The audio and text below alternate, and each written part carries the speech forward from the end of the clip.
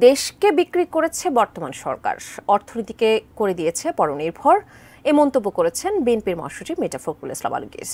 রোববার জাতীয় প্রেস ক্লাবে ইউনিভার্সিটি টিচার্স অ্যাসোসিয়েশন বাংলাদেশ ইউট্যাব আয়োজিত এক প্রবন্ধ উপস্থাপন অনুষ্ঠানে এই মন্তব্য করেন তিনি।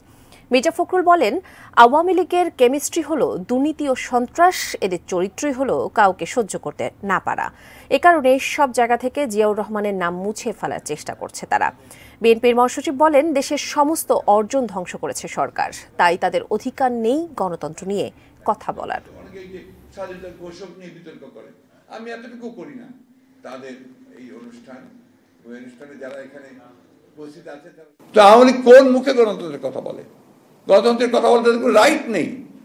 তারা সবসময় গণতন্ত্রকে ধ্বংস করেছে, গণতন্ত্রকে তারা সহ্য করতে পারে না, অন্য মতকে সহ্য করতে পারে না, পরমত সহ্য করতে পারে না। এইরকম একটা দল আমাদের জন্য, জাতির জন্য সবচেয়ে বড় সমস্যা।